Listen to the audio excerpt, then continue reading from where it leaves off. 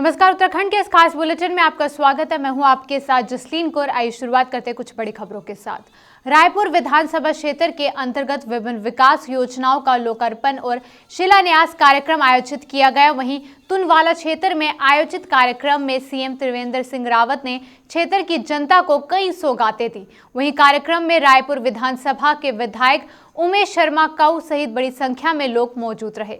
इस मौके पर सीएम त्रिवेंद्र सिंह रावत ने कहा कि जनता और कार्यकर्ताओं के जोश को देखकर ऐसा लग रहा है कि चुनाव का माहौल हो गया है। साथ ही कहा कि उनकी सरकार की प्राथमिकता विकास है। वहीं सरकार ने केवल घोषणाएं नहीं की हैं बल्कि उनको पूरा भी किया है। जिन घोषणाओं को किया गया है, राज्य में पहली बार उनकी समीक्षा भी की जा रही है।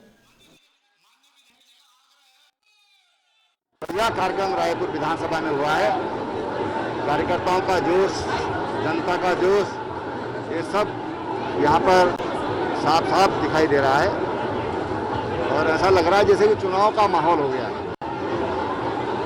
इससे साफ जाहिर है कि हमारी सरकार के प्रति कार्यकर्ता हो चाहे पब्लिक हो, उनमें ज़बरदस्त उत्साह है।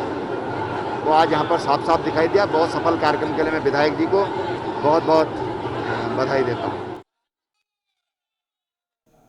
वहीं मुख्यमंत्री त्रिवेंद्र सिंह रावत ने मुख्यमंत्री आवास में क्षेत्रीय जागरण समारोह 2020 से 21 का विमोचन भी किया है। मुख्यमंत्री श्री त्रिवेंद्र सिंह ने कहा कि इस स्मारिका में पौराणिक और समसामयिक घटनाओं का सही समावेश किया गया है। वहीं देश की रक्षा के लिए अपना सर्वोच्च बलिदान देने वाले पराक्रमियों का भी स्मारक के माध्यम से समर्पण किया गया है। वहीं मुख्यमंत्री ने कहा कि उत्तराखंड क्षेत्रीय कल्याण समिति समाज हित में निरंतर कार्य कर रही है। वहीं सामाजिक कुप्रथाओं और रूढ़िवादी विचारों के उन्मूलन, उत्तराखंड की इस तरह की सभ्यता एवं सांस्कृतिक विरासत के संवर्धन के लिए उत्तराखंड क्षेत्रीय कल्याण समिति की ओर से सराहनीय प्रयास किए जा रहे हैं।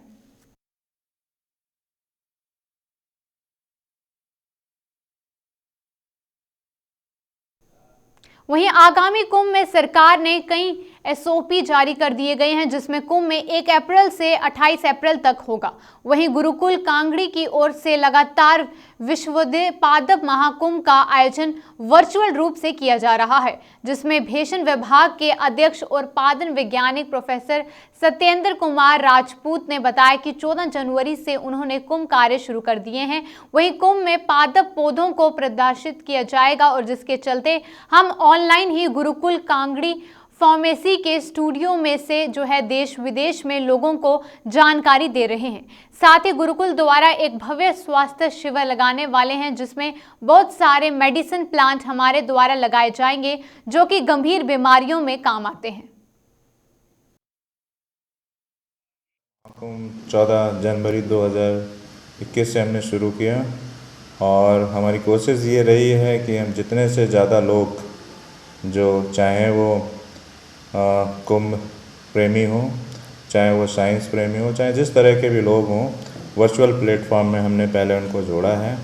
और सिंस सभी गाइडलाइंस आगे 1 महीने तक सीमित किया है कुंभ, उसको ध्यान में रखते हुए हमने जब से कुंभ शुरू होना चाहिए था जनवरी 14 से, हमने तब से शुरू किया और हमने डेली डिफरेंट एक्टिविटीज़ के माध्यम से लोगों को मेडिसिनल प्लांट्स, जड़ी बूटियाँ जो उत्तराखंड की या विदेश या देश की जो भी हैं उनके बारे में अवगत कराया, उनकी रिसर्च के बारे में अवगत कराया। अब रही बात जो गाइडलाइंस आई हैं 1 अप्रैल से कुंभ को सीमित किया गया, उसमें हम ज़्यादा से ज़्यादा सिंस लोग आएंगे तो उनको मार्गदर्शन मिले, लोगों को फ़ायदा मिले, तो उस केस में हम बहुत सारे स्वास्थ्य शिविर लगाने वाले हैं और उसमें परामर्श जैसे इंडिविजुअलिस्टिक परामर्श है, मार्गदर्शन है, वो सब इवेंट इन पर्सन कराने वाले हैं। मसूरी विधायक गणेश जोशी ने उप जिला अधिकारी कार्यालय में जल संस्थान मसूरी, देहरादून विकास प्राधिकरण मसूरी, वन प्रभाग, लोक निर्माण पालिका परिषद मसूरी विभाग और पर्यटन विभाग और राष्ट्रीय राजमार्ग सहित विभिन्न विभागों के साथ समीक्षा बैठक की है। वहीं बैठक में सभी अधिकारियों को निर्देशित किया गया कि पर्यटन सीजन से पूर्व सभी निर्माण कार्यों को पूरा कर दिया जाए ताकि यहां आने वाले पर्यटकों को किसी भी प्रकार की परेशानी न हो। वहीं साथ ही उन्होंने शौचालयों के रखरखाव और निर्माण के संबंध में भी अधिकारियों को दिशा निर्देश दिए।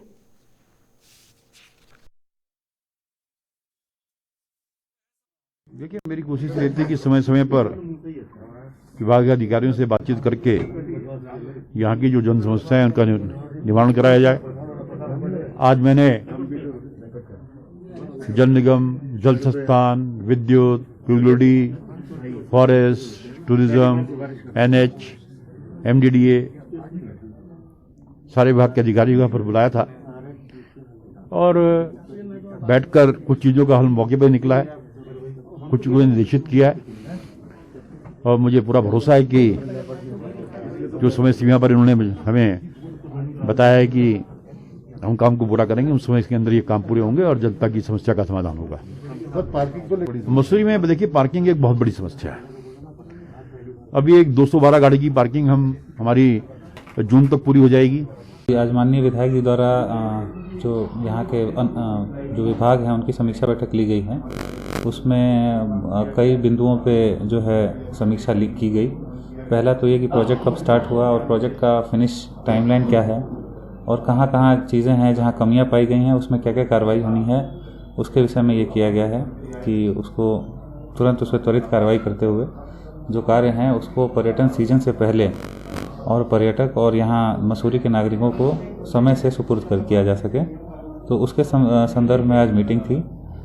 जो कमियां पाई गई हैं उस पर भी बात हुई है और जो भी संदर्भित विभाग हैं उन सभी को बताया गया है कि अपने स्तर से जो कार्यवाही है उसको तत्काल सुनिश्चित करते हुए और संपादित करते हुए कार्य में तेजी लाते हुए जो जनहित के कार्य हैं उनको जनता को सुपुर्द करने के लिए समय से कर दिया जाए। महिलाओं को सशक्त बनाने के लिए महिला आयोग के तत्वाधान में हल्द्वानी ब्लॉक सभागार में एक जागरूकता शिविर आयोजित किया गया। इसमें महिला आयोग की अध्यक्ष विजय बथव्याल ने शिविर में आए हुए महिलाओं को शपथ दिलवाई। वहीं उन्होंने कहा कि समाज में महिलाओं को बिल्कुल भी भेदभाव का शिकार नहीं होना चाहिए। वहीं साथ ही अपने घर के आसपास हो रहे किसी भी तरह के उत्पीड़न और हिंसा के खिलाफ एकजुट होकर आवाज उठाएं। उन्होंने कहा कि महिलाएं चुप्पी तोड़ें और अपने खिलाफ हो रही हिंसा या फिर उत्पीड़न के खिलाफ खुलकर सामने आए। पहले तो वह पुलिस में शिकायत करें, पुलिस किसी तरह से ढिलाई बरती है तो उसके बाद वह सीधे महिला आयोग में शिकायत करें। साथ ही कहा कि महिलाओं में खुलकर आवाज उठाएं जिससे प्रदेश और राष्ट्र को विकसित करने में सबका योगदान हो सके।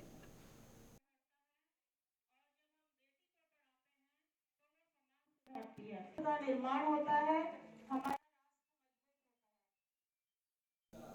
सितारगंज विधानसभा से बीजेपी विधायक सौरभ बहुगुणा ने शक्ति फॉर्म के नगर पंचायत के प्रांगण के प्रेस वार्ता की और उन्होंने कहा कि 14 फरवरी की रात को अरुण बैरागी की पत्नी अलका बैरागी का शव घर के अंदर छत के फैन बॉक्स से कपड़े की रस्सी से लटकता हुआ मिला था, जिसके बाद अलका के भाई प्रशांत मंडल ने ससुराल में पति सहित 4 के खिलाफ नामजद कोतवाली सितारगंज में रिपोर्ट दी थी, जिसके बाद पुलिस ने मुकदमा दर्ज करते हुए मुख्य आरोपी अरुण बैरागी को जेल भेज दिया गया है। वहीं बीजेपी के मंडल अध्यक्ष द्वारा अरुण बैरागी को भाजपा के पद से निष्कासित कर दिया गया है और भाजपा अपना नाता तोड़ चुकी है।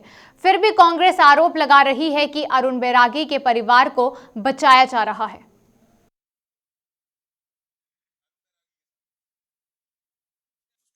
भी करी, केस भी दर्ज किया और उसको अरेस्ट भी किया, लेकिन मुझे ये समझ में नहीं आ रहा है कि ये कल शाम को नारायण पाल जी और कुछ कांग्रेस के नेताओं ने यहाँ पर जुलूस निकलवाया कि उसको न्याय दो। न्याय क्या होता है? मैं आप सबसे पूछना चाहता हूँ, जो क्षेत्र की जनता है उनको भी बताना चाहता हूँ, न्याय आप तब मांगते हो जब कहीं पे अन्याय होता है, न्याय आप तब मांगते हो जब कहीं पे अनदेखी होती है, या न्याय आप तब मांगते हो जब सरकार का हस्तक्षेप होता है, न्याय अब तक मानते हो जब जिस आदमी के खिलाफ तहरीर दी जा रही है उसके पे एक्शन नहीं होता। यहां तो पुलिस ने 5 दिन के अंदर एक्शन भी कर दिया, अरेस्ट भी कर दिया, जेल भी भेज दिया। कांग्रेस के जितने भी यहां पर नेता हैं वो अपनी सिर्फ खोई हुई राजनीतिक भूमि को ढूंढ रहे हैं। मुझे शर्म आती है ये कहते हुए कि एक बहन की एक बेटी की मृत्यु के ऊपर भी शक्ति फार्म में राजनीति करी जा रही है। शक्ति फार्म की जनता को बहकाया जा रहा है, भड़काया जा रहा है, जबकि पुलिस निष्पक्ष रूप से उसके ऊपर कार्रवाई कर रही है। पार्टी ने उसके ऊपर कार्रवाई करी, हमारे मंडल अध्यक्ष ने उसको निष्कासित किया, लेकिन फिर भी यहाँ पे कुछ हमारे नेतागण हैं कि पब्लिक को झूठ बोल के उनको बहका के कि न्याय नहीं मिल रहा है, पॉलिटिकल दबाव है, नेता उनको बचा रहा है, पार्टी उसको बचा रही है। ये अगर हम किसी को बचा रहे हैं तो वो आदमी 5 दिन के अंदर जेल में है। हम अगर किसी को बचा रहे हैं तो वो 3 दिन के अंदर निष्कासित हो गया पार्टी से। सितारगंज क्षेत्र को शक्ति फार्म के गोविंदपुर पाड़ा गांव में संदिग्ध परिस्थितियों में अलका बैरागी का अपने ससुराल में घर के अंदर से फैन बॉक्स से कपड़े से फांसी पर लटका शव मिलने से क्षेत्र में सनसनी फैल गई थी। इसी को लेकर गोविंदपुर की दर्जनों महिलाओं ने आरोपी की गिरफ्तारी की मांग को लेकर नारेबाजी की। वहीं अनिमा हलदार ने कहा कि अलका बैरागी को इंसाफ दिलाने और घटना में जो भी दोषी है उसको जांच कर जेल में डालने के लिए विरोध प्रदर्शन किया जा रहा है।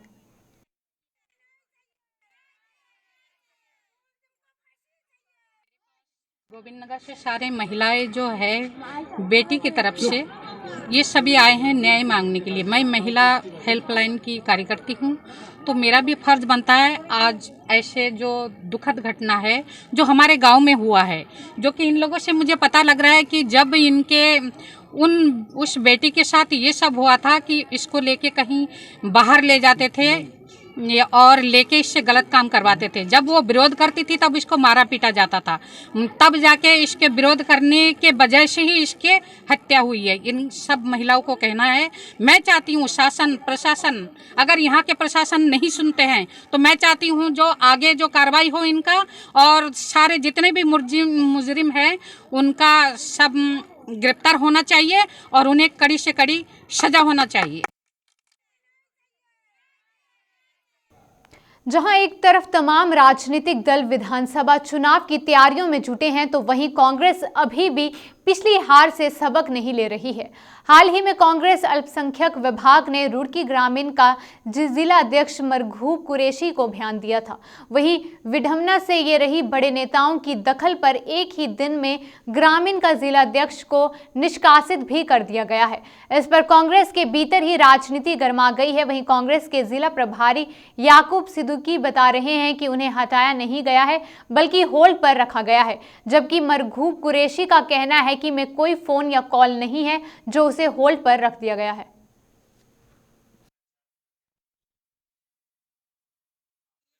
कांग्रेस पार्टी की एक व्यवस्था है, वो अपनी व्यवस्था के तहत चलती है। मरघूब भाई का नॉमिनेशन हुआ था, किन्हीं कारणों से उसको होल्ड पे डाला गया।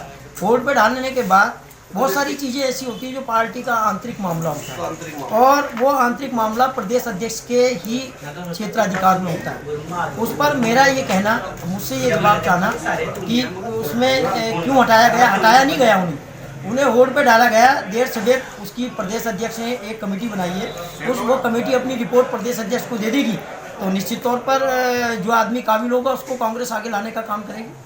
कॉल रखी जाती है, फ़ोन रखा जाता है, ये गलत बयान दिया है याकूब सिद्दीकी साहब ने। वो तो बहुत सीनियर नेता हैं कांग्रेस के, और उत्तराखंड कांग्रेस कमेटी में महासचिव भी हैं और हमारे ज़िला हरिद्वार के प्रभारी भी हैं हमारे रुड़की ग्रामीण। ये गलत बयान है, लेकिन मेरा कहना यह है, देखो कांग्रेस के लोगों की कोई भी अगर उपेक्षा करेगा बड़ा नेता तो वो गलत है, क्योंकि पार्टी जो चलती है सिर्फ और सिर्फ संगठन से चलती है, कार्यकर्ता से चलती है। कार्यकर्ताओं की वजह से संगठन चलता है और संगठन से ही विधायक बनते हैं। यदि कोई विधायक या कोई बड़ा नेता किसी कार्यकर्ता की उपेक्षा करेगा वो गलत है, ऐसा नहीं होना चाहिए। उससे कार्यकर्ता का मनोबल गिरता है और कार्यकर्ता उत्साहित जब ही होता है जब बड़े नेता उसको आगे बढ़ाने का काम करते हैं। देश भर में बढ़ती महंगाई और 3 नए कृषि कानूनों के विरोध में उत्तराखंड में प्रदेश अध्यक्ष प्रीतम सिंह के निर्देश पर प्रदेश भर में पद यात्रा संचालित की गई है। राज्य की सभी ब्लॉक और जिला मुख्यालय में संसद कांग्रेसियों ने बढ़ती महंगाई और 3 नए कृषि कानून को वापस लिए जाने की मांग को लेकर केंद्र सरकार के खिलाफ जमकर विरोध प्रदर्शन किया। इस दौरान उत्तराखंड महिला कांग्रेस की अध्यक्ष श्रीमती सरिता आर्य ने कहा कि कांग्रेसी नेता पूर्व चेयरमैन राम बाबू मिश्रा के निवास पर पहुंचकर एक प्रेस वार्ता आयोजित कर कहा कि भाजपा सरकार के शासन में रोजमर्रा की जरूरतों की वस्तुओं के दामों में बेहताशा वृद्धि हो गई है, जिससे जनता बेहद ही परेशान है। रद्द करें, हम लोग ये चाहते हैं कि उनको रद्द कर ये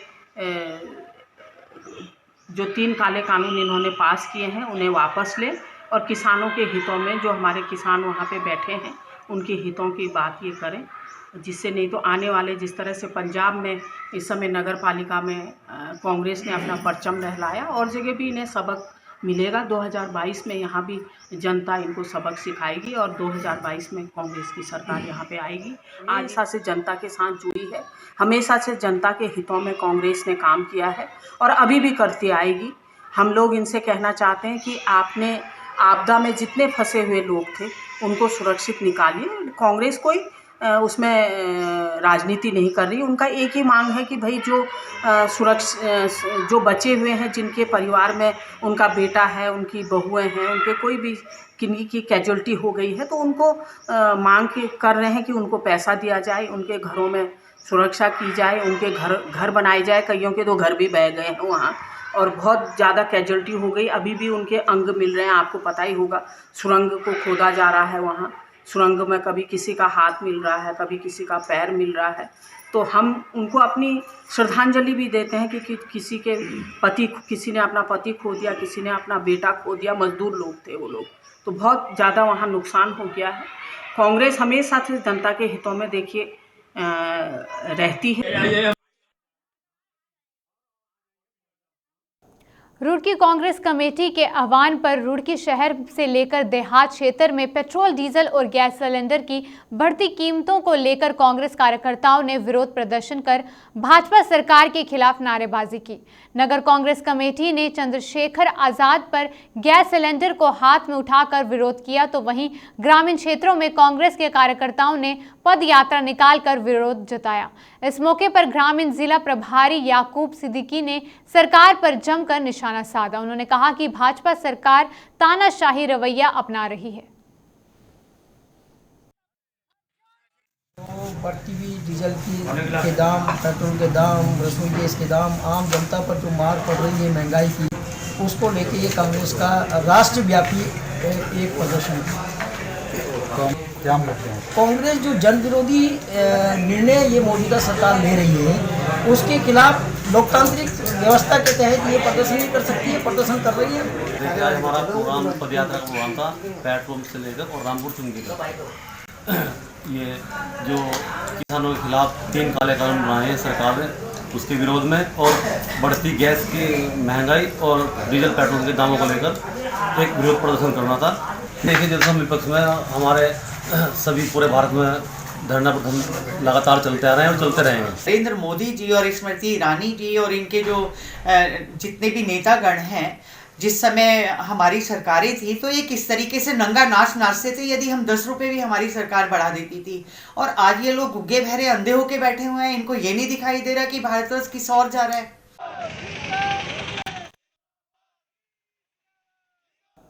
कृषि कानूनों और लगातार बढ़ती महंगाई के खिलाफ शनिवार को महानगर कांग्रेस कमेटी ने प्रदर्शन किया और वहीं कांग्रेसियों ने चेतावनी दी कि यदि सरकार ने महंगाई को रोकने के लिए कदम नहीं उठाए तो आने वाले दिनों में कार्यकर्ता उग्र प्रदर्शन करने को विमर्श हो जाएंगे। वहीं कांग्रेस की राष्ट्रीय अध्यक्ष सोनिया गांधी के आह्वान तथा प्रदेश कांग्रेस अध्यक्ष प्रीतम सिंह के निर्देश पर हरिद्वार में कांग्रेसियों ने गैस, पेट्रोल, डीजल और खाद के मूल्य में हो रही बेतहाशा वृद्धि में के खिलाफ भगत सिंह चौक से चंद्राचार्य चौक तक पदयात्रा निकालकर विरोध प्रदर्शन किया।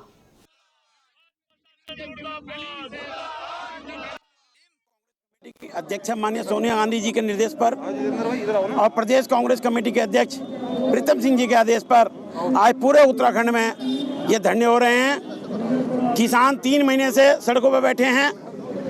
केंद्र की सरकार बिल्कुल कान में शीशा डाल के बैठी है। वो अपने परिवार को लेकर वहाँ बैठे हैं, उनकी तरफ कोई ध्यान नहीं दिया जा रहा। आज गैस का सिलेंडर 800 रुपये पार कर गया है। पहले लोग सोचते थे गैस बढ़ गई, कोई बात नहीं है, खाते में पैसे आ जाएंगे, परंतु खाते में लोगों को पता नहीं, खाते में 3 महीने से सब्सिडी आनी बंद हो गई है। पेट्रोल और डीजल अंधाधुंध बढ़ रहे हैं और 100 रुपये के पार हो गए हैं। आज गरीब आदमी का जीना मुश्किल हो गया। दालों को देखिए, कोई भी दाल 150 रुपये से कम नहीं है। सब्जियां देखिए कि पेट्रोल डीजल बढ़ने की वजह से सब्जियों के दाम आसमान चढ़ने लगे हैं। देखिए, जिस प्रकार से आप पूरे देश भर में हाल देख रहे हैं, महंगाई अपनी चरम सीमा पर है और मोदी सरकार, जो सरकार इस मुद्दे को लेकर सत्ता में आई कि हम महंगाई को कम करने का काम करेंगे, पेट्रोल डीजल की कीमतों को कम करने का काम करेंगे, आज उसका ठीक उल्टा होता हुआ इस देश में दिखाई दे रहा है। जिस प्रकार से केंद्र सरकार और प्रदेश भाजपा की शासित प्रदेश सरकारों ने जिस प्रकार से जनता को छलने का काम किया है, तो उनके साथ धोखा करने का काम किया है। आज आप देखते हैं सिलेंडर का रेट 800 रुपये को पार करने को है और हमारे खुद के ज़िले में पेट्रोल के दाम 90 रुपये को छूने को हैं। देश भर में तो कई जगह 100 रुपये पेट्रोल का दाम पार कर गया है। और डीजल की जिस तरह से महंगाई दिन पर दिन बढ़ रही है, वह महंगाई किसी और वजह से नहीं बढ़ रही है। इस देश की सरकार के द्वारा लगाए गए टैक्स की वजह से इस देश में डीजल और पेट्रोल की महंगाई बढ़ रही है। आप देखते हैं नेपाल में भी हमारे देश से कम कीमत पर पेट्रोल और डीजल बिक रहा है और पाकिस्तान में भी हमारे देश से कम कीमत पर डीजल और पेट्रोल बिकने का काम हो रहा है। तो किस प्रकार से मोदी सरकार इस जनता को, इस देश की जनता को मुंह दिखाने का काम करेगी? क्या इतनी बेशर्मी मोदी जी के अंदर भर गई है कि ऐसे कोरोना काल में भी जनता पर टैक्स बढ़ाकर इस देश की जनता की जेब पर डाका डालने का काम कर रहे हैं? देहरादून में जहां स्मार्ट सिटी के कामों से शहर में जगह जगह हो रही समस्याओं को लेकर पूर्व कांग्रेस विधायक राजकुमार ने समर्थकों संग स्मार्ट सिटी कार्यालय का घेराव किया, वहीं इस दौरान प्रदर्शनकारियों ने जमकर नारेबाजी भी की। साथ ही अधिकारियों को एक ज्ञापन भी सौंपा गया। वहीं कांग्रेस अनुसूचित जाति विभाग के प्रदेश अध्यक्ष राजकुमार ने कहा कि डीएल रोड और अन्य स्थानों पर टॉवरों को जबरन लगाया जा रहा है, जिससे बीमारियों का खतरा बन सकता है। वहीं स्मार्ट पोल लगाए जाने के लिए गहरी खुदाई की जा रही है, जिससे पुराने मकानों की नींव कमजोर पड़ रही है और मकान गिरने का खतरा भी पैदा हो रहा है। इसके साथ ही कई जगह सीवर और पानी की लाइनें टूटने पर उन्हें ठीक नहीं किया जा रहा है। उन्होंने जल्द मांगों पर कार्रवाई न होने पर उग्र आंदोलन की भी चेतावनी दी है। स्मार्ट सिटी का काम ना करके इन्होंने पूरा शहर खोद के रख दिया है, चाहे सीवर लाइन हो या पानी की लाइन हो या अन्य कोई भी प्रकार की लाइनें इन्होंने खोद के ऐसे डाल दी है। ना उनका पैच वर्क कर रहे हैं, ना भराव कर रहे हैं। और यहाँ तक कि 3-3 महीने हो गए हैं जिन सड़कों को इन्होंने खोदा है, जिन टाइलों को इन्होंने उखाड़ा है, उनको नहीं बना पा रहे। वहाँ पे बुजुर्ग लोग हैं, गिर रहे हैं, बच्चे गिर रहे हैं, एक्सीडेंट लगातार चल रहे हैं, लेकिन इनके कान में कोई जूं नहीं रेंग रही है। आज स्मार्ट सिटी के नाम पर इन्होंने जगह जगह टावर लगाने भी शुरू कर दिए। लोगों को मिसगाइड कर रहे हैं, बता रहे हैं कुछ और लगा रहे हैं कुछ। कई जगह घनी आबादी वाले क्षेत्रों में टावर लगा रहे हैं जहाँ पर लोगों को भारी इतराज़ हो रहा है। लोग समझ नहीं पा रहे हैं कि ये क्या कर रहे हैं, क्या खोद रहे हैं। 10-10, 15-15 फुट गहरे गड्ढे खोद कर और वहाँ पर कई लोगों के मकान जर्जर हो गए हैं और कई लोगों के मकानों में दरारें आ गई हैं। लेकिन ये बिल्कुल नहीं मान रहे और कई बार इनको बना करा गया, लेकिन बार बार ये अपनी हिटलरशाही और रात को खोद देते हैं और कहते हैं जी पीलूडी बनाएगा सड़कों को या जल निगम या जल संस्थान पानी की लाइन जोड़ेगा और वहाँ लगातार पानी बह रहा है, वहाँ ट्यूब पे बांध देते हैं और कुछ व्यवस्था पूरी नहीं हो पा रही है। वहीं लच्छीवाला टोल प्लाजा पर राजनीतिक दलों के साथ स्थानीय लोग टोल मुक्त की मांग कर रहे हैं। वहीं इस पूरे मामले को लेकर पिछले 2 महीनों से लगातार धरने प्रदर्शनों का सिलसिला भी जारी है, पर समस्या का हल न होने की वजह से उत्तराखंड के क्षेत्रीय दल यूकेडी ने क्षेत्रवासियों की समस्या को देखते हुए हाईकोर्ट जाने का निर्णय लिया है। वहीं डोईवाला ब्लॉक सभागार में यूकेडी नेता शिव प्रसाद सोमवाल के नेतृत्व में बैठक का आयोजन किया गया, जिसमें यूकेडी से जुड़े तमाम कार्यकर्ताओं ने लच्छीवाला टोल प्लाजा पर हो रही टोल वसूली का विरोध किया और 20 किलोमीटर के दायरे में आने वाले सभी लोगों को टोल मुक्त रखने की मांग की है। क्रांति दल के जितने भी डोईवाला में वार्ड हैं, सभी वार्ड मेंबर्स की ये सबसे बड़ी चिंता थी कि ये जो टोल प्लाजा शुरू किया गया है और 20 किलोमीटर के दायरे के लोगों से भी जो है जबरन टोल लिया जा रहा है, इसको लेकर के सभी वार्ड मेंबर्स की बड़ी चिंता थी। और इस पे एक आज हम लोग ये बैठक का आयोजन किया था और इसमें सभी ने एक मत से इस बात पर निर्णय लिया है कि उत्तराखंड क्रांति दल इस टोल प्लाजा के खिलाफ हाई कोर्ट की शरण में जाएगा। उत्तराखंड के अभी के बुलेटिन में बस इतना ही। देश और दुनिया की तमाम खबरों के लिए आप बने रहें JK 24/7 न्यूज के साथ। नमस्कार। खबरों से अपडेट रहने के लिए JK 24/7 न्यूज के YouTube चैनल को आज ही सब्सक्राइब करें और Facebook पेज को भी फॉलो करें।